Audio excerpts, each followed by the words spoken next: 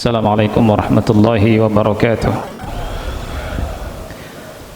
Innal hamdalillah nahmaduhu wa nasta'inuhu wa nastaghfiruh wa na'udzu billahi min shururi anfusina wa min sayyiati a'malina. May yahdihillahu fala mudilla lahu wa may yudlil fala hadiya lahu.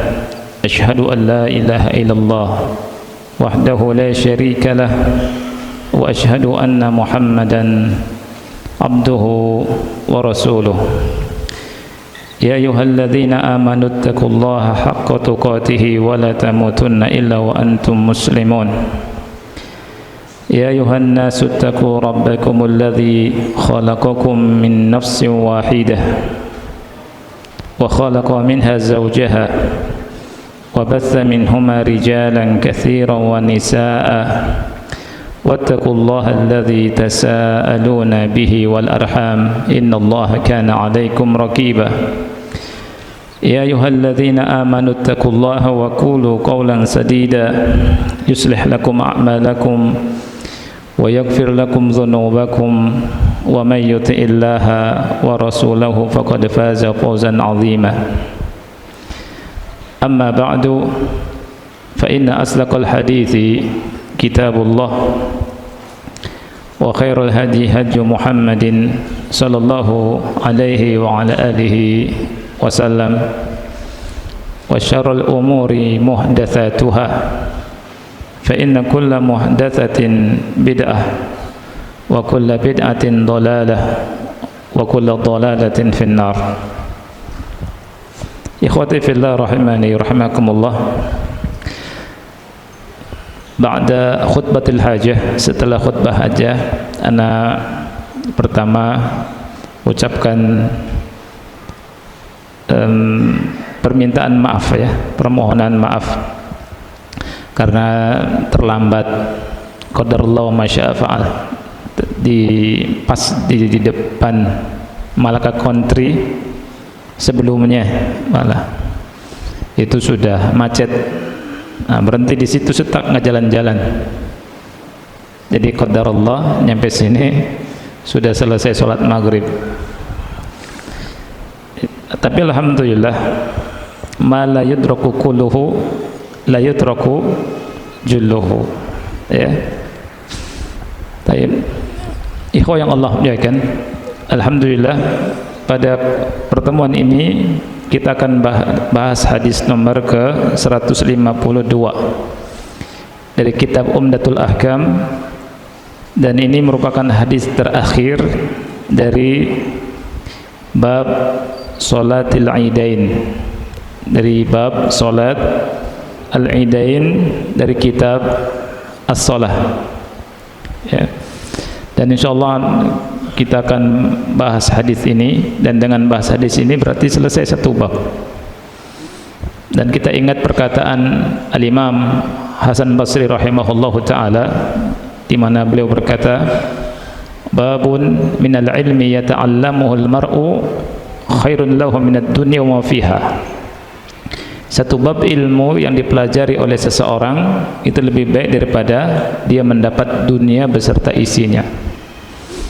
Ilmu yang kita pelajari selain bermanfaat untuk kita, juga Allah Subhanahu wa taala berikan pahala yang banyak kepada orang yang belajar menuntut ilmu. Selain itu, ilmu merupakan jalan ke surga, di mana Rasul kita SAW bersabda, man salaka tariqan yaltamisu fihi ilman sahalallahu lahu bihi tariqan ilal jannah. Barang siapa yang berjalan di sebuah jalan dalam rangka menuntut ilmu, maka Allah mudahkan jalannya ke surga. Insyaallah ana akan bahas hadis ini sampai Isya. Nanti ana ingin ana bawa Ustadz teman ana, Ustadz Gilang, nanti mungkin nyampaikan nasihat sedikit sekitar 10 atau 15 menit ya, insyaallah di akhir kajian. Taib ikhwah, kita buka hadis ke 152. An Ummi Atiyah Nusaybat al-Ansariyah qalat amarna ta'ni an-nabiy sallallahu alaihi wasallam an nukhrija fil 'idaini al-'awatiqa wa dhawatil khudur wa amara al-huyyada ay ya'tazilna musalla al-muslimin wa fi lafdhin kunna nu'maru an nakhruja yawm al-'id hatta nukhrij al-bikr min khidriha hatta nukhrij al-huyyada fayakunna khalfa an-nas fayukabbirna bitakbirihim wa yad'una bidu'aihim yarjuna barakata dzalikal yaumi wa tuhratahu. Dari Ummu Atiyah Nusaybah Al-Ansariyah, beliau berkata, Nabi sallallahu alaihi wasallam telah memerintahkan kepada kami untuk mengeluarkan pada 2 hari raya Idul Fitri dan Idul Adha al-awatiq, wanita-wanita yang masih muda, wa dhawatil khudur, wanita-wanita yakni gadis-gadis pingit, wa amara al-huyyada an ya'tazilna musalla al-muslimin, dan beliau, maksudnya Nabi sallallahu alaihi wasallam, memerintahkan wanita-wanita yang sedang datang bulan, sedang haid, untuk menjauhi musalla kaum muslimin. Wa fi lafdhin, dan dalam lafaz yang lain, kunna nu'maru an nakhruja yaumal 'id, kami diperintahkan agar kami keluar pada hari Id hatta nukhrijal bikr min khidriha, sehingga kami mengeluarkan gadis dari pingitannya, hatta nukhrijal huyyad, hatta nukhrija al-huyyada, sehingga kami pun mengeluarkan wanita-wanita yang sedang haid, fayakunna khalfan nas, mereka wanita-wanita yang haid berada di belakang manusia, fayukabbirna bitakbirihim, mereka mengumandangkan takbir, mereka mengumandangkan takbir dengan takbir mereka. Jadi para wanita bertakbir seperti kaum muslimin bertakbir. Wa yad'una bidu'aihim, mereka juga berdoa dengan doa mereka. Yarjuna barakata dzalikal yaumi wa tuhratahu, mereka mengharapkan keberkahan hari tersebut dan kesucian hari tersebut. Di dalam hadis ini Ummu Atiyah radhiyallahu anha, beliau seorang sahabat dari sahabat wanita yang ma'ruf dan masyhur, dan beliau ma'ruf ya, suka mengurusi urusan jenazah wanita-wanita sahabat. Beliau yang memandikannya. Ini Ummu Atiyah ma'ruf dengan demikian. Beliau menghabarkan di hadis ini bahwa Nabi sallallahu alaihi wa ala alihi wasallam telah memberikan perintah agar mengeluarkan para gadis sampai gadis-gadis pingitan ketika hari Idul Fitri dan Idul Adha untuk keluar untuk melaksanakan sholat Idul Fitri dan Idul Adha. Tidak sampai situ, bahkan Rasulullah SAW memerintahkan wanita-wanita yang haid untuk keluar juga. Tetapi berjauhan dengan musola kaum muslimin, atau dalam lafaz yang lain di belakang kaum muslimin. Dan para wanita juga ikut takbir, ikut berdoa.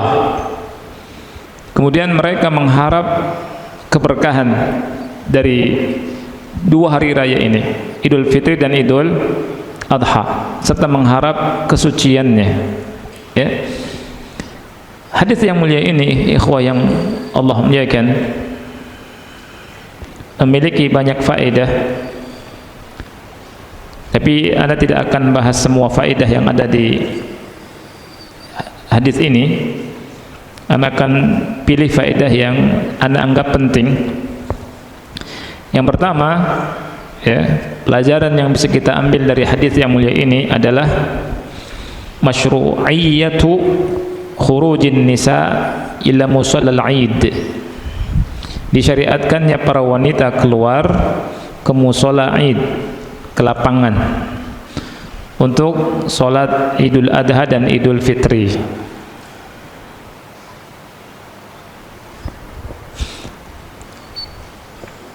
Walaysa thammata salatun yusannu lin nisa'i khuduruha illa salatal Aid. Tidak ada di sana solat yang mana kaum wanita diperintahkan untuk menghadirinya kecuali solat Id. Lihat, Syekh Utsaimin rahimahullah berkata, tidak ada solat yang wanita disunnahkan, yusannu, disunnahkan keluar dari rumah untuk menghadiri solat kecuali solat Id, Idul Fitri dan Idul Adha. Dan beliau berkata, wa ma ra'aitu ahadan qala bi wujubiha 'alan nisa. Tapi aku tidak melihat, tidak memandang, tidak tahu, ya, ada satu ulama pun yang mewajibkannya. Artinya ulama tidak mewajibkan wanita untuk sholat, ya. Tapi para ulama menyunnahkan para wanita untuk sholat Id dan hadir di sholat Id. Adapun sholat-sholat yang lain, kata Syekh Utsaimin, amma baqiyatus shalawat fahudurun nisa ilaiha min babil mubah.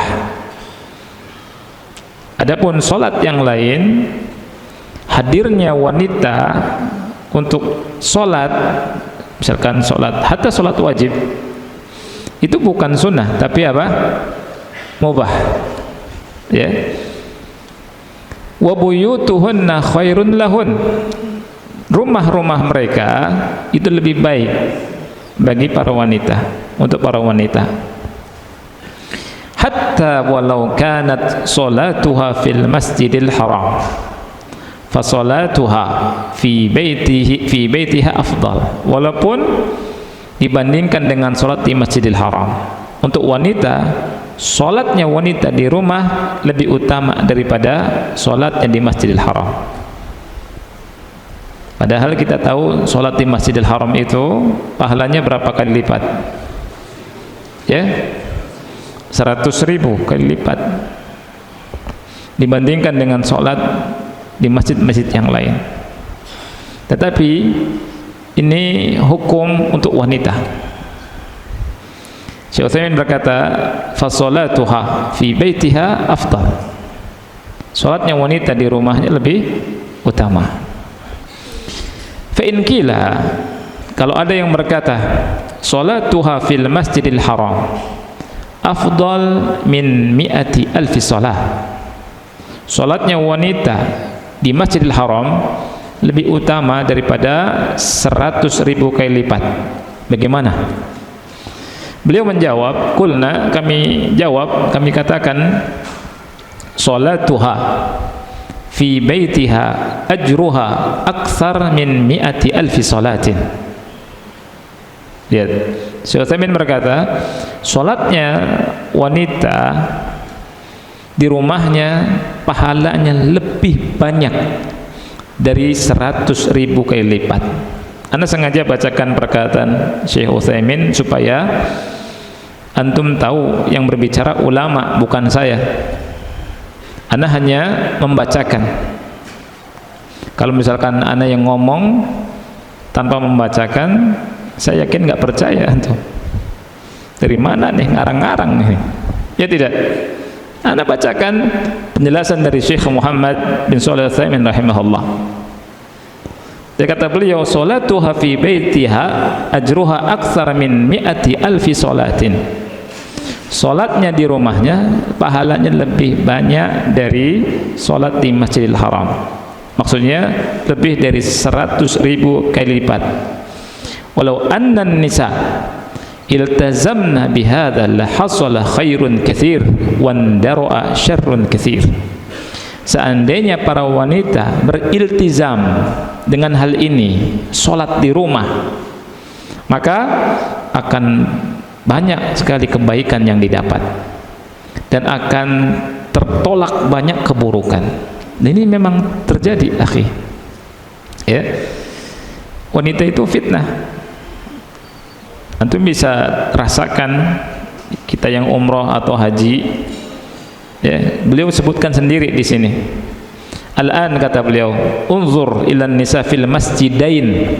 Sekarang antum bisa lihat kepada para wanita di dua masjid, Masjidil Haram dan Masjid Nabawi. Yuzahimnar rijal wa yahsulu bidzalika fitnah. Mereka berdesak-desakan dengan para lelaki, maka timbul apa? Fitnah. Fitnah besar. Ya. Itu yang disebutkan oleh Syekh Muhammad bin Shalih Al-Utsaimin rahimahullahu ta'ala. Ini faedah yang pertama. Anda tidak bacakan semua, tapi dari sini kita mengetahui tentang disyariatkannya para wanita untuk keluar dari rumahnya untuk melakukan sholat Idul Fitri dan Idul Adha. Dan tidak ada sholat yang wanita disunnahkan untuk keluar kecuali sholat ini, sholat Idul Fitri dan Idul Adha. Antum bisa lihat hadisnya, hadis Ummu Atiyah radhiyallahu anha. Faedah yang kedua, al-i'tina'u bi sholatil Id wa idharuha wa isharuha. Di hadis ini ada perhatian akan sholat Id.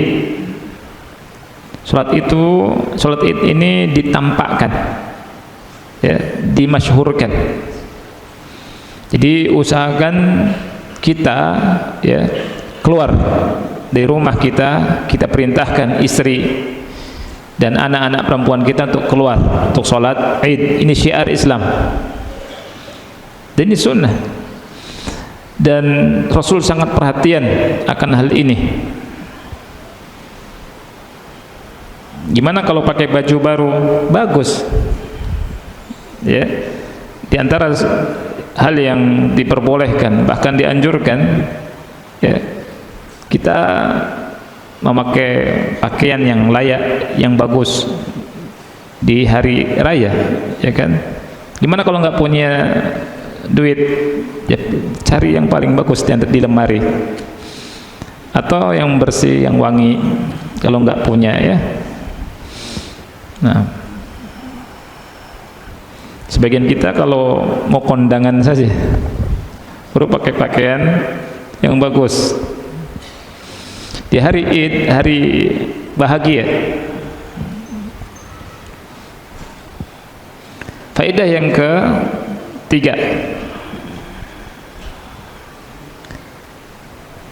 anna salata atau salatal Id wajibatun. Salat Id hukumnya wajib. Salat Id hukumnya wajib, dan ini sudah kita bahas, ikhwan. Ulama ada berbeda pendapat tentang hukum salat Id. Ada yang mengatakan wajibnya, ada yang mengatakan wajib ain, ada yang wajib fardu kifayah, dan ada yang mengatakan sunnah. Tetapi pendapat yang dikuatkan oleh Syekh Muhammad bin Shalih Al-Utsaimin rahimahullah, karena kita sedang bahas bukunya beliau ya, itu berpendapat apa? Wajib ain. Berpendapat wajib ain. Tapi untuk laki-laki.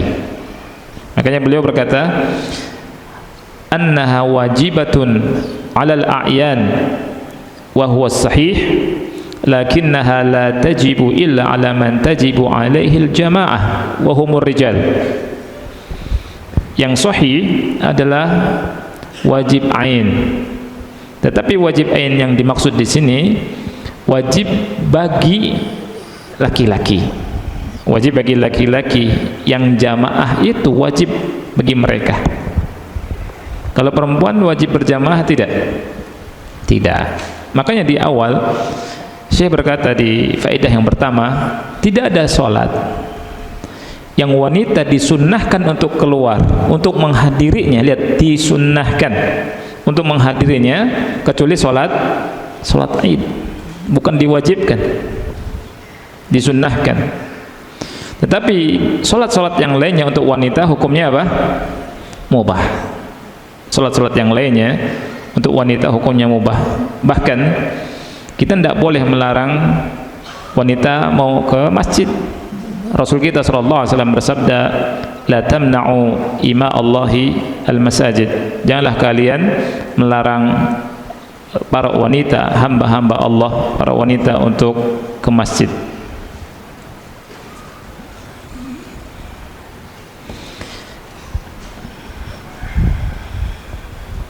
Faedah berikutnya,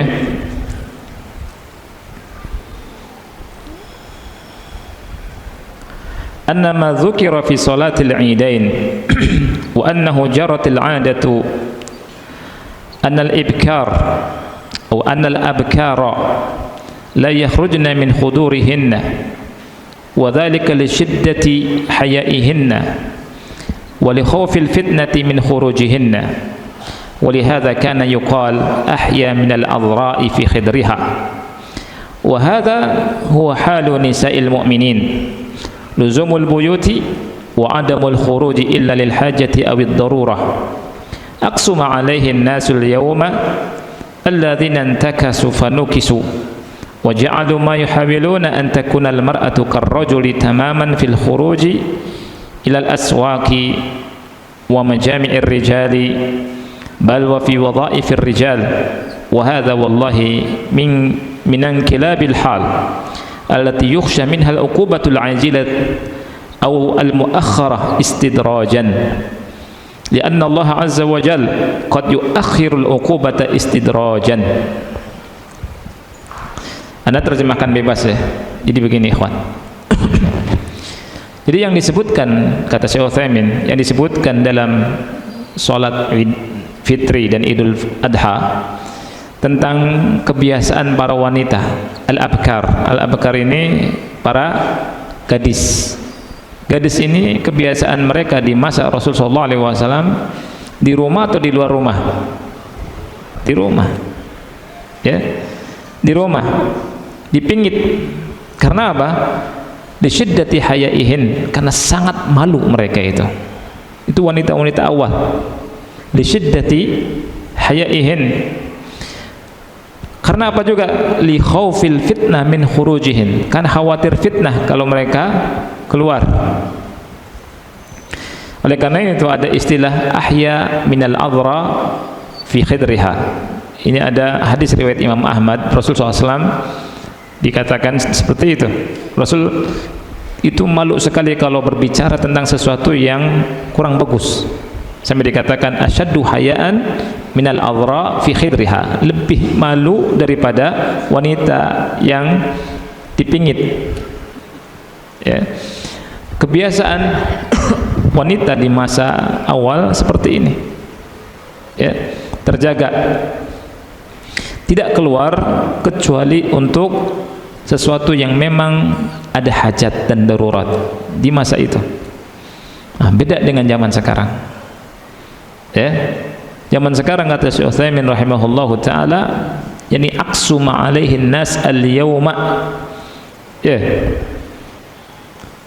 Jadi berbeda sekali dengan keadaan wanita di masa sekarang. Ya. Wanita ingin menyamai laki-laki, tamaman kata beliau, ingin sama persis gitu. Makanya wanita zaman sekarang, ya, ada yang pergi ke pasar sama laki-laki, kemudian ngambil tugas kerjaannya laki-laki dan seterusnya. Tinggal satu yang belum, apa tuh? Manjat pohon kelapa. Mungkin suatu saat ada kali, ya. Nah, itu. Ada nggak wanita yang manjat pohon kelapa? Ada. Oh, ada. Subhanallah. Salah berarti anak nih. Iya. Iya. Ada sampai. Allah, ajib. Hah? Gimana ceritanya antum manjatnya? Ya. Nah, keadaan ini sangat mengkhawatirkan. Syekh Utsaimin berkata begini, ikhwan. Ya, ini merupakan keadaan yang terbalik dengan masa dahulu, masa Rasul kita sallallahu alaihi wasallam, allati yukhsha minha al-uqubah al-ajilah aw al-muakhkharah, yang sangat dikhawatirkan, sangat ditakutkan akan turun siksaan, ya, turun azab dari Allah, baik cepat ataupun lambat, ya. Karena kadang Allah Subhanahu wa taala mengakhirkan siksaan atau azab bukan karena apa-apa, tapi karena istidraj, diulur sama Allah. Makanya ngeri, ya. Dan kita selalu berlindung kepada Allah Subhanahu wa taala dari istidraj. Karena kalau Allah sudah mengazab, ya, itu ngeri sekali. Allah Subhanahu wa taala itu berfirman di surat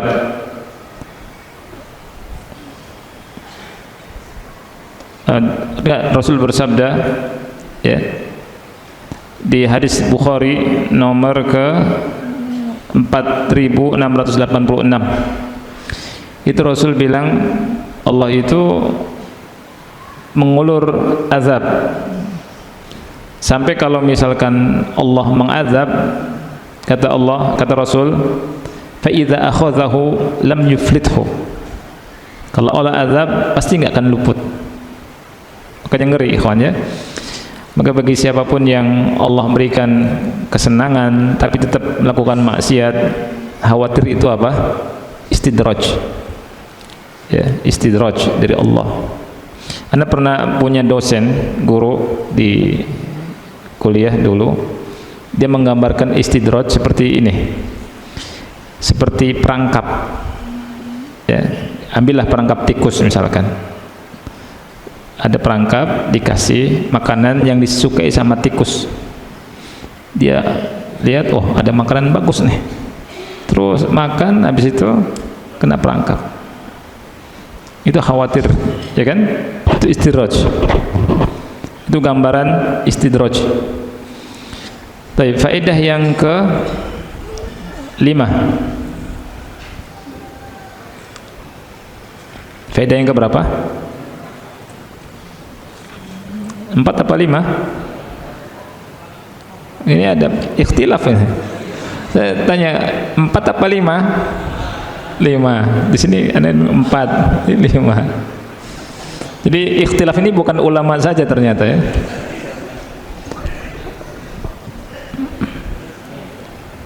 Faedah yang kelima, annal haid yusannu laha an takhruja ila salatil Id. Wanita yang haid disunnahkan untuk keluar ke salat Id. Lakin la tadkhulu musallal Id, tetapi dia tidak masuk ke musalla, ke lapangan Id. Karena Nabi SAW memerintahkan wanita ini untuk berpisah tempat, ya, dari lapangan Id. Jadi ini sunnah ikhwan ya. Kalau ada keluarga kita yang haid, tetap kita keluar. Ayo keluar salat Id. Tapi jangan masuk musala Id. Di luarnya ada pembatas, di luar menyaksikan yakni syiar kaum muslimin di hari tersebut.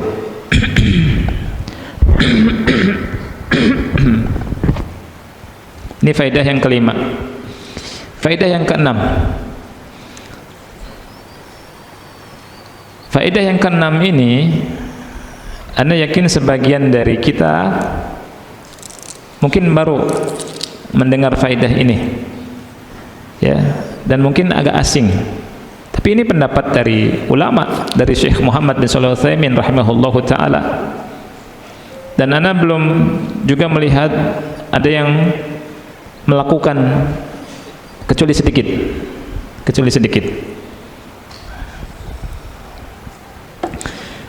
Apa itu? Beliau berkata begini, anna musallal Id masjidun. Ini pendapat beliau. Musalla Id itu adalah masjid. Musalla Id adalah masjid. Apa alasannya? Alasannya kata beliau, adzan. Belum ya? Berapa? Sudah adzan? Mau adzan dulu? Ya. Biar nanti habis adzan kita lanjutkan sedikit ya.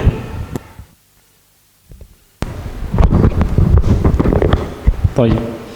Kita lanjutkan. Alhamdulillah wassalatu wassalamu Rasulullah wa ba'd. Jadi Syekh berkata rahimahullah, musalla Id itu masjid. Ya. Nah, alasannya apa? Nabi SAW melarang wanita haid untuk masuk musalla Id. Ya, oleh karena itu beliau berkata begini. Oleh karena itu fuqaha dari mazhab Hambali mereka berkata anna musallal Id masjidun. Musalla Id itu masjid. Dan beliau bilang, ikhwah, binaan ala hadza idza dakhalta musallal Id fasalli rak'atain qabla an tajlis. Dibangun di atas hal ini, kalau Anda masuk musalla Id, salat 2 rakaat sebelum duduk. Salat 2 rakaat sebelum duduk. Maksudnya salat apa berarti? Salat tahiyatul masjid. Ya. Kemudian kalau dikatakan sebagian musola tidak ada hajiz, tidak ada batasan. Beliau bilang majaratil adatu annan nas yusalluna fihi fahuwa musalla. Jadi kebiasaan manusia menjadikan tempat itu sebagai tempat salat Id, maka itu dianggap musalla Id. Ya. Ini pendapat dari beliau rahimahullahu ta'ala. Terakhir, ana loncat beberapa faedah. Anna yaumal Id barakatun wa fihi khairun katsir. Baik. Bahwa hari Id itu hari keberkahan. Hari Id hari keberkahan. Dan di dalam hari Id banyak sekali kebaikan. Dan Syekh Utsaimin menyebutkan di 2 Id, Idul Fitri dan Idul Adha. Di sini disebutkan oleh Atiyah radhiyallahu anha, yarjuna barakata dzalikal yaum wa tukhrahu. Mereka semua mengharapkan keberkahan di hari itu dan kesucian hari itu. Oleh karena itu, ikhwah yang Allah muliakan, ketika datang hari Id, kita harus punya semangat untuk menghadiri sholat Id, plus memerintahkan keluarga kita untuk bersama kita sholat Id. Ya, karena hari itu hari penuh dengan keberkahan, di mana Ummu Atiyah berkata, yarjuna barakata dzalikal yaum wa tuhratahu. Mereka mengharapkan keberkahan di hari itu, mengharapkan kesucian di hari itu. Artinya rugi kalau kita tidak sholat Id, tidak menghadiri sholat Id, ya. Sebagian kita malas-malasan, ya. Kita jangan. Lihat bagaimana Rasulullah SAW itu memerintahkan para sahabat untuk keluar semua, sampai yang jarang keluar seperti para wanita-wanita pingitan keluar, bahkan yang wanita haid disuruh keluar juga dari rumahnya. Hanya saja wanita haid berada di belakang kaum muslimin. Kalau kita cinta Rasul sallallahu alaihi wasallam, kita amalkan. Ya, kita amalkan. Kita ketika membaca satu hadis, dua hadis, kita usahakan amalkan. Kita praktekkan. Ya. Wallahu a'lam bishawab. Ya, sampai sini mudah-mudahan manfaat. Kalau ada pertanyaan silakan. Dan seperti yang Anda sampaikan, Anda minta Ustadz Gilang untuk memberikan nasihat untuk di Masjid Muhajirin. Tafadhal Ustadz, silakan. Assalamualaikum warahmatullahi wabarakatuh. Bismillahirrahmanirrahim. Alhamdulillahi hamdan katsiran tayyiban mubarakan fihi kama yuhibbu rabbuna wa yardha. Asyhadu an la ilaha illallah wahdahu la syarika lah wa asyhadu anna Muhammadan abduhu wa rasuluhu la nabiyya ba'da. Amma ba'du. Insyaallah mungkin pada malam ini saya ingin menyampaikan beberapa nasihatnya.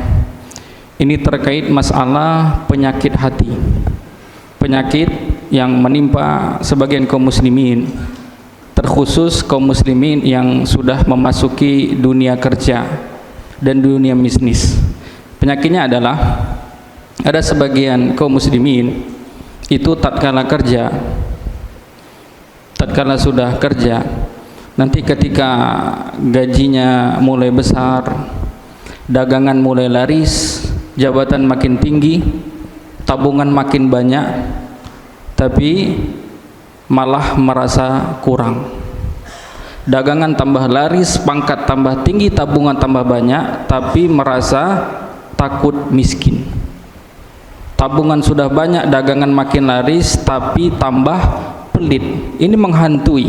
Ada kalanya orang tatkala roda di bawah, dia baru start merintis, itu kadang dia punya banyak planning. Oh, ane pengen bantu orang tua, ane pengen bantu saudara, ikhwah dan lainnya. Tapi lain cerita, tatkala roda di atas, pangkat mulai naik, dagangan makin laris, gaji makin tinggi, tabungan makin banyak, tapi apa? Tambah merasa kurang saja rasanya. Tambah khawatir akan kemiskinan. Ini anak nanti, ini biaya pendidikannya gimana nih? Biaya pondok, biaya kuliah, nanti nikah gimana nih? Nanti usaha anak gimana nih? Atau bahkan ada sebagian tambah pelit. Dulu tatkala roda di bawah, dia punya plan, cita-cita ingin bantu kirim orang tua. Tapi tatkala roda di atas, boro-boro ngirim. Malah berpikir keras, kirim enggak, gayanya enggak. Ane butuh uang. Itu banyak dialami kaum muslimin di dalam masalah harta. Kenapa kira-kira? Jawabannya ada di hadis Nabi sallallahu alaihi wasallam. Hadis sahih Bukhari. Nabi sallallahu alaihi wasallam bersabda, "Inna hazal mal khadirun wa hulun." Inna hazal mal khadirun hulun. Sesungguhnya harta itu hijau lagi menggiurkan. Faman akhazahu bisakhawati nafsin burika lahu fihi. Barang siapa yang mengambil harta dengan santai, dengan tenang, tidak ambisius, tidak membabi buta, tidak sikut sana sikut sini. Barang siapa yang mengambil harta dengan santai, proporsional, kerja iya, ngaji iya, kerja iya, baca Quran iya, proporsional, burika lahu fihi, maka diberkahi hartanya. Hartanya diberkahi, berarti halal plus berkah. Wa man akhazahu bi israfi nafsin lam yubarak lahu fihi. Tapi barang siapa yang kerja, yang mengambil harta itu dengan ambisius, dengan mementingkan dunia, enggak sempat ngaji, enggak mau ngaji, sibuk cari dunia, enggak sempat buka Al-Quran. Ini kalau dia ambil harta dengan ambisius, dengan target yang tinggi, lam yubarak lahu fihi, maka enggak diberkahi hartanya. Apa dampak harta tidak diberkahi? Rasul sebutkan, lanjutkan hadisnya, kallazi ya'kulu wa la yashba, seperti orang makan tidak pernah kenyang. Para ulama mensyarah hadis ini dicontohkan kalau ada orang makan satu piring, lapar, dia tambah satu piring lagi, maka laparnya 2 kali lipat. Dia tambah 5 piring, laparnya 5 kali lipat. Dia tambah 10 piring, laparnya 10 kali lipat. Enggak ada habisnya. Ini siksaan atau tidak? Siksaan atau tidak? Siksaan. Tapi saya tanya jamaah Bapak Ibu sekalian, secara realita dan data, ada enggak manusia yang semakin makan semakin lapar? Dikasih 1 nampan lapar, tambah lapar. Dikasih 5 nampan tambah lapar, 10 nampan tambah lapar. Ada atau tidak? Enggak ada. Ini Rasul gambarkan, ini terkait harta. Harta orang yang tidak berkah tadi, semakin banyak harta semakin kurang rasanya, semakin banyak harta semakin takut miskin, semakin banyak harta semakin pelit. Karena hartanya halal non berkah. Saya ulangi, hartanya apa? Halal tapi non berkah. Ini kita bicara harta halal ya. Harta halal tidak berkah saja bahaya buat kita. Kenapa? Karena semakin banyak harta semakin kurang. Kalau ada rasa semakin kurang, maka apa yang dilakukan? Memburu dunia. Benar atau tidak? Enggak sempat ngaji, afwan, anak sibuk, afwan, anak kerja, afwan, deadline. Enggak sempat. Baca Quran enggak sempat. Kenapa? Merasa kurang. Pasti dicari, habis sudah. Hati-hati. Banyak atau tidak yang seperti ini? Insya Allah di sini enggak ada ya. Dan anehnya lagi, manusia begitu memburu dunia, tapi lucunya ketika rezeki diburu mati-matian, dapat dampak, dapat azab, yaitu seperti orang makan kallazi ya'kulu wa la yashba, seperti orang makan tidak pernah kenyang. Padahal jemaah sekalian, rezeki itu kuota. Rezeki adalah kuota. Tidak akan bertambah dicari dengan ambisius dan tidak akan berkurang dicari dengan santai. Dalil, ada hadis dari Nabi sallallahu alaihi wasallam. Rasul bersabda, ittaqullah wa ajmilu fit talab. Ya ayuhan nas, ittaqullah wa ajmilu fit talab. Wahai manusia, takutlah kepada Allah, wa ajmilu fit talab, dan perbagus cara mencari dan meminta rezeki. Fa innan nafsa lan tamuta hatta tastawfiya rizqaha walau abta'a anha. Sesungguhnya manusia tidak akan mati sampai habis kuota rezekinya, walau abta'a anha, walaupun sebagian kasus ada yang telat datang rezekinya. Bukan berarti nggak datang. Ada sebagian kaum muslimin suksesnya telat. Mungkin di kepala 5 baru sukses, kepala 6 baru sukses, tapi ada. Ittaqullah wa ajmilu fit talab. Takutlah kepada Allah dan perbagus cara mencari rezeki. Bagaimana cara memperbagus cari rezeki? Khuzu mahala wa da'u maharama. Ambil yang halal saja dan tinggalkan yang haram. Ini kata Rasul. Ambil yang halal saja, tinggalkan yang haram. Karena rezeki adalah kuota. Rizki kuota. Rizki itu tidak akan bertambah dicari dengan cara haram, korupsi, menerima sogok, menipu. Dia nggak akan menambah kuota. Dan rizki tidak akan berkurang kalau dicari dengan cara jujur, non korupsi, anti sogok dan santai. Dia nggak kurang. Rizki adalah kuota. Bahkan seseorang nggak akan mati sampai habis kuota rizkinya. Ini setelah membahas hadis ini, Syekh Saleh Al-Maghamis membawakan sebuah kisah. Ada dulu seorang Arab Badui terjatuh ke dalam sumur. Dan luar biasanya, ajibnya, enggak mati. Sumur dalam, Timur Tengah itu sumur dalam. Gali dia 5 meter tuh enggak dapat air, dalam, meteran, puluhan mungkin bisa. Ini masih hidup. Kemudian kebetulan ada orang kedua pengen ngambil air, nampak ada orang jatuh, minta tolong, dibantu. Setelah diselamatkan, namanya orang baru jatuh dari sumur dalam dan luar biasanya masih hidup. Ini kan shock, terengah-engah nafasnya, disuruh duduk, ente tenang dulu, diambilkan susu 1 gelas, dikasih minum. Setelah diminumkan dia udah tenang, baru ditanya, ente nih jatuh kronologinya nih kenapa? Gimana ceritanya? Arab Badui tadi semangat, reka ulang, dipraktekin sama dia.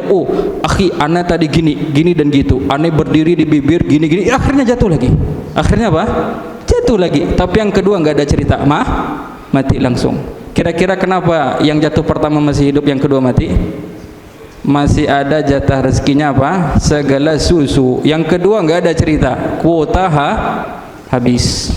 Jadi pahami, rezeki adalah kuota. Dalil lain rezeki ada kurang lebih 3 hadis ya. Semoga waktu cukup ya. Dalil lain rezeki adalah kuota. Sabda Nabi sallallahu alaihi wasallam. Rasul bersabda, "Man kanatid dunya hammahu faraqallahu alaihi amrahu wa ja'ala faqrahu baina ainaihi wa lam ya'tihi minad dunya illa ma kutiba lahu." Barang siapa yang hidupnya, yang barometernya, yang orientasinya dunia, kerja, enggak mau ngaji, dunia saja, apa yang terjadi? Farraqallahu alaihi amrohu, Allah akan cerai-beraikan urusannya. Dia kalau punya urusan itu yang harusnya selesai 1 pekan, prediksi 1 pekan, ternyata 1 bulan tidak kunjung selesai. Itu bukti urusan dipersulit Allah, urusan dicerai-beraikan Allah dan tidak dimudahkan Allah. Wa ja'ala faqrahu baina ainaihi, dan Allah akan tampakkan kemiskinan di hadapan matanya. Selalu merasa miskin, selalu tampak diri ini miskin walaupun harta banyak. Ini orang kalau money oriented, dunia oriented, ini yang dapat. Yang pertama apa tadi? Urusan berantakan yang harusnya 1 jam sepekan tidak kunjung kelar. Kemudian apa yang dia dapat? Dihantui kemiskinan, kemanapun memandang merasa miskin, takut miskin. Dan yang terakhir poinnya, walam ya'tihi minad dunya illa ma kutiba lahu, dan dunia yang diburu mati-matian itu enggak akan datang kepadanya illa ma kutiba lahu, kecuali sekadar kuotanya. Paham? Rizki yang dia cari mati-matian enggak datang padanya kecuali seukuran apa? Ma kutiba lahu, yang ditakdirkan untuknya, yang telah dicatat kuotanya, itu yang didapat. Rizki adalah kuota. Dalil lain, hadis sahih Bukhari dan Muslim. Nabi sallallahu alaihi wasallam menceritakan tentang proses janin ya. Nanti kalau janin sudah usia 4 bulan itu ditiupkan apa? Ruh. Makanya dalam fikih kalau usia janin di atas 4 bulan, kalau keguguran itu disunahkan memberikan nama, disunahkan diakikahkan. Nanti proses jenazahnya itu dimandikan, dikafani, disolati dan dikuburkan, karena dia sudah punya ruh dan dia manusia, manusia 4 bulan atau 120 hari, lebih dari 4 bulan itu sudah manusia. Nah kemudian tatkala janin usia 4 bulan, fayanfukhu fihi ruh, Allah perintahkan malaikat untuk meniup ruh. Wa yu'maru bi arba'in kalimat, kemudian Allah perintahkan malaikat untuk mencatat 4 hal. Bi katbi rizqihi wa ajalihi wa amalihi wa syaqiyyun aw sa'idun, untuk mencatat rezeki, ajal, tindak tanduknya di dunia, apakah dia orang yang beruntung atau apakah dia orang yang celaka atau orang yang beruntung. Nah berarti janin 4 bulan sudah punya apa? Kuota rizki. Bahkan ada hadis sahih lainnya, 50.000 sebelum penciptaan langit dan bumi, manusia sudah punya kuota rezekinya, takdirnya sudah ada. Maka rezeki yang notabene-nya adalah kuota di dalam Islam, ini ngapain manusia ambisius carinya, ngapain membabi buta carinya, lupa ibadah. Betapa banyak orang mengabaikan sholat gara-gara dagangan, rumah makan, ampera dan sejenisnya. Ini fitnahnya, semakin dekat waktu sholat semakin ramai, dikalahkan. Padahal enggak, rizki adalah kuota, enggak akan berkurang kuotanya dengan dia tutup toko dan pergi sholat, itu enggak mengurangi kuota rizki. dan dia paksakan dagang 24 jam non-stop, non sholat, non ngaji, non baca Quran, itu nggak akan menambah kuota rizki. Rizki adalah kuota. Jadi jangan sampai kita telantarkan misalnya ibadah, ngaji, Quran tuh buka, jangan sampai ditelantarkan gara memburu dunia. Alhasil apa? Halal tapi non berkah. Ini kita bicara rizki halal ya. Kalau yang haram nggak usah ditanya tuh keberkahannya. Paham sampai di sini? Terakhir, di hadis Sahih Bukhari Muslim, di janin ya, di perut seorang ibu tadi telah ditetapkan 4 takdir, yaitu pertama apa? Rizki, kuota rizki sudah ada. Yang kedua ajal. Kita fokus di 2 poin ini saja. Manusia, mayoritas manusia, rizki itu kan kuota, sudah pasti, nggak akan lari, nggak akan ketukar, kata orang, nggak akan ketukar itu, biliknya nggak akan ketukar. Sesuatu yang pasti seperti rizki, ini manusia malah membebankan hidupnya, pikirannya selalu apa? Mikir rizki, bagaimana cara maksimal cari rizki, bagaimana supaya punya banyak tabungan, aset dan lain-lain. Tapi dia lupa tentang kematian. Kematian juga pasti, tapi betapa banyak orang yang selalu mikirkan kematian. Bagaimana cara menghadapi kematian, bagaimana cara mempersiapkan bekal setelah kematian. Dia nggak pikirkan kematian di otaknya sebagaimana rizki. Kalau rezeki mati-matian, siang malam, menit demi menit, rezeki ini gimana cari cuan, gimana bisa banyak tabungan, aset-aset dan lainnya, gimana bisa santai di hari tua, punya pasif income dan lain-lain. Tapi kematian gak pernah di benaknya. Berlalu hari demi hari, bulan demi bulan, tahun demi tahun, gak pernah mikir mati. Merasa apa? Kayaknya mati itu nanti usia 60. Yang usia 60 apa? Gayanya anak nanti mati itu usia 70. Yang muda apa? Nih gayanya anak mati itu nanti tuh enggak, luar biasa. Kematian, rizki itu pasti sebagaimana kematian pasti. Kalau kita keras memikirkan rezeki, maka kita juga harus keras memikirkan kematian dan kematian. Susah rezeki itu dampaknya dunia, tapi susah mengingat kematian dampaknya apa? Akhirat. Mungkin itu ya, maaf kalau ada salah kata. Wassallallahu ala nabiyyina Muhammad wa ala alihi wa ashabihi ajma'in wa akhiru da'wana anil hamdulillahi rabbil alamin. Assalamualaikum warahmatullahi wabarakatuh.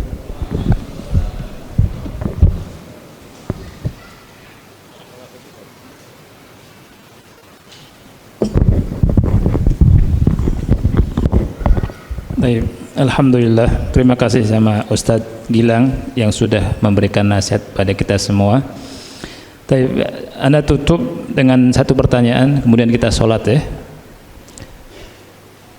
Ada pertanyaan, hadis sebelumnya Ustadz tentang wanita yang berteriak, apakah tidak terhapuskan seluruh pahalanya dengan dasar surat Al-Hujurat ayat 2? Jawabannya, di hadis tersebut apa wanita itu teriak? Ya? Atau anak pekan yang lalu menerjemahkan teriak? Enggak kan? Enggak.